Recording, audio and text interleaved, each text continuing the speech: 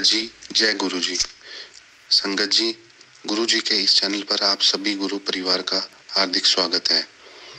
अगर कोई भी संगत अपना सत्संग हमारे साथ साझा करना चाहते हैं तो वह साफ शब्दों में अपना सत्संग लिखकर हमारे व्हाट्सएप पर भेज सकते हैं। आपके द्वारा सुनाए गए सत्संग से गुरु जी की नई जुड़ने वाली संगत उन्हें गुरु जी के कल्याण महिमा अनुभव के बारे में ज़्यादा से ज़्यादा पता चलेगा। गुरु जी के चरणों में मेरा कोटि कोटि प्रणाम। जय गुरु जी। संगत जी, आज का जो सत्संग है मैं आप सबके साथ शेयर कर रहा हूँ। वह हमें व्हाट्सएप पर लिखकर और ऑडियो में मिला है। ओम नमः शिवाय। शिव जी सदा सहाय। ओम नमः शिवाय। गुरु जी सदा सहाय। जय गुरु जी। संगत जी, अनु है, मैं ग्रेटर नोएडा से अपना दूसरा सत्संग शेयर कर रहा हूँ। जैसे कि मैंने पहले बताया, लॉकडाउन में मेरे को मेरी फ्रेंड नेहा आंटी ने गुरु जी के बारे में मुझे बताया था और अब मैं दूसरा सत्संग शेयर करता हूँ। गुरु जी को प्रणाम, कोटि कोटि प्रणाम, सारी संगत को प्रणाम। ओम नमः शिवाय। शिव जी सदा सहारे। ओम नमः शिवाय। गुरु जी सदा सहारे। तब मैं दूसरी बार अपनी आंटी को लेकर जा रहा था दिल्ली, क्योंकि आंटी को प्रॉब्लम रहती है। तो हम ना तो मेट्रो से ना उनको गाड़ी से अच्छा लगता जाना, तबीयत ख़राब हो जाती है, तो हम स्कूटी से ही जा रहे थे।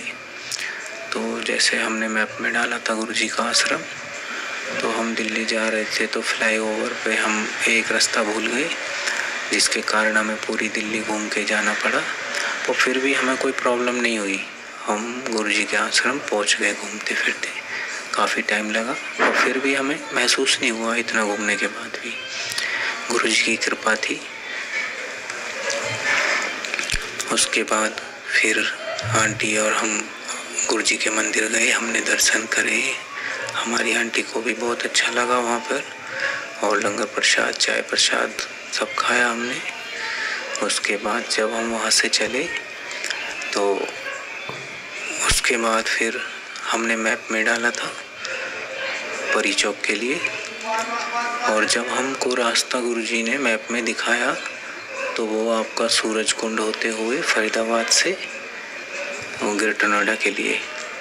तो यानी कि देखो गुरुजी की इतनी कृपा है, हमें दिल्ली जाने में दिक्कत हुई और उधर से जो रास्ता दिखा दिया हमें गुरुजी ने, ऐसा दिखा दिया कि हम कभी भी आ सकते हैं, कभी भी जा सकते हैं, और उस रास्ते में कोई ट्रैफिक नहीं, कुछ नहीं। मतलब इतना अच्छा लगता है उस रास्ते में जाने से कि जैसे हम कहीं बाहर जा रहे हैं, बालाजी वगैरह जाते हैं, तो बहुत अच्छा रास्ता दिखा दिया, गुरुजी की कृपा है उसमें। फिर हम उसके बाद अपने घर आए, आके हमारी आंटी को भी समझ में आया, अच्छा लगा। तो पहले जैसे कि हमें गुरुजी के बारे में कुछ नहीं पता था, जब नेहा आंटी ने बताया था, और हम शुक्राना करते हैं नेहा आंटी का भी कि उन्होंने गुरुजी से हमें मिलवाया। फिर उसके बाद तो जैसे फ़ोटो पहले हमें नहीं पता था गुरुजी के फ़ोटो को स्वरूप बोलते हैं, तो हमने वो फ्रेम तो करा लिया था, पर हमने ऐसे फ्रिज के ऊपर रखा हुआ था। उसके बाद फिर तब आंटी भी होके आ गई, तो आंटी को भी अच्छा लगा, कनेक्ट हो गए हम फिर और ज़्यादा गुरुजी से।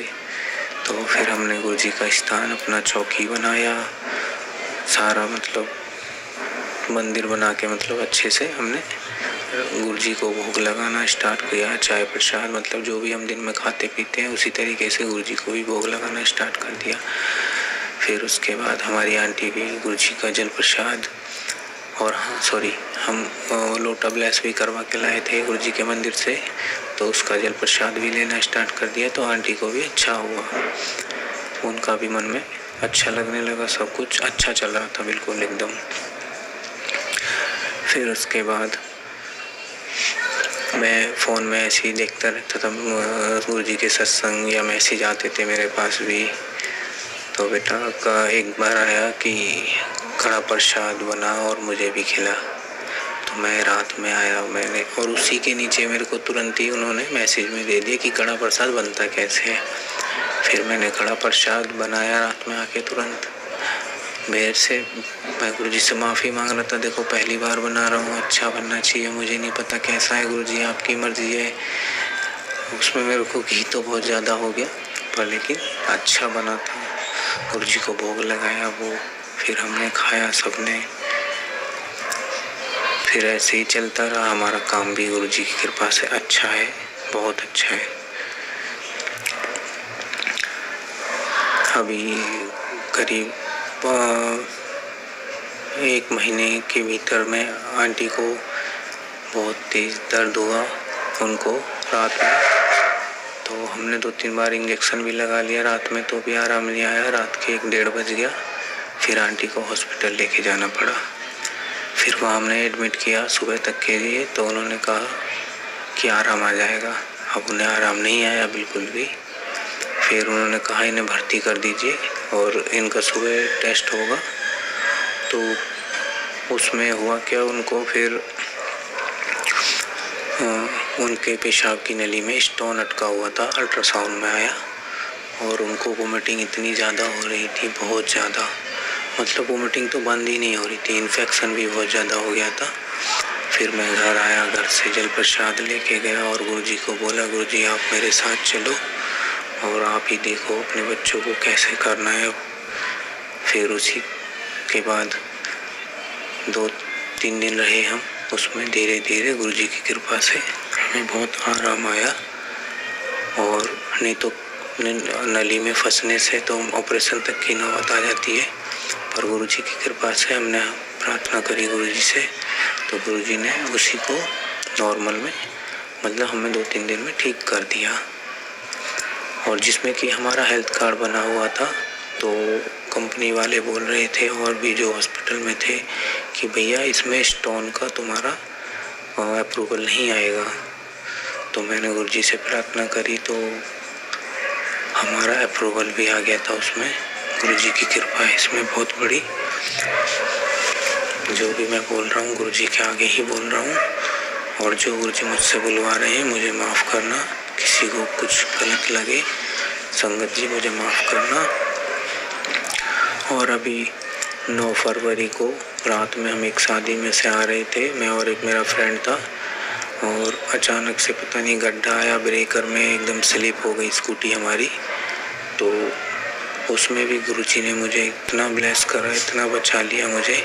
मेरी आँख के पास में चोट लगी थी हल्की सी, बहुत ना के बराबर, और ये समझ लो मेरी आँख भी जा सकती थी उसमें, और मेरे को कुछ भी नहीं हुआ गुरुजी की कृपा से। बल्कि जो बंदा चला रहा था उसको थोड़ा सा लगा था, तो मेरे को तो बिल्कुल भी हल्की सी खरोच में ही गुरुजी ने टाल दिया मेरे कष्ट। जय मेरे गुरुजी। ओम नमः शिवाय। शिव जी सदा सहारे। ओम नमः शिवाय। गुरुजी सदा सहारे। लख लख शुक्राना मेरे गुरुजी, मेरे गुरुजी का लख लख शुक्राना गुरुजी का। गुरुजी मुझे माफ़ करना, मेरे से कोई गलती हो तो मुझे माफ़ करना, मुझे क्षमा करना मेरे गुरुजी। गुरुजी की इतनी कृपा हम पे बनी रहे बस। जय मेरे गुरुजी। सारी संगत पे गुरुजी की कृपा बनी रहे। नेहा आंटी, उनका भी शुक्राना है, बहुत बड़ा शुक्राना मेरे गुरुजी। जय गुरुजी। शुक्राना मेरे गुरुजी। और छोटे छोटे सत्संग तो दिन में पता नहीं कितने होते रहते हैं, और जो भी कोई बात होती है तो गुरुजी का नाम लेने से ही सब हल हो जाते हैं। कभी भी हम बेचैन हो या परेशान हो, बस मंत्र जाप करो, उससे ही हमें शांति हो जाती है, एकदम मन शांत हो जाता है। जय गुरुजी। शुक्राना मेरे गुरुजी। अभी का सत्संग थोड़ा लंबा हो रहा है तो मैं इतना ही करूँगा, और अगली बार बताऊँगा मैं आपको। गुरुजी के सत्संग बहुत होते हैं, हर बात में होते हैं। अब तो गुरुजी की ऐसी ही कृपा बनी रहे मेरे गुरुजी की। जय गुरुजी। शुक्राना मेरे गुरुजी। शुक्राना नेहा आंटी का भी लख लख शुक्राना। जय गुरुजी। संगत जी, गुरुजी कहते हैं कि मेरे साथ डायरेक्ट सीधा कनेक्शन बनाओ, किसी को भी बीच में अपना बिचौलिया ना बनाओ। आपको जो भी बात करनी हो गुरुजी के स्वरूप के साथ करें।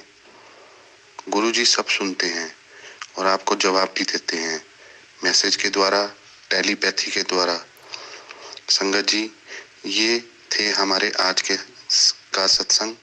अब मैं अपने इस सत्संग को यहीं विराम देता हूँ। अंत में मंत्र जाप करूंगा।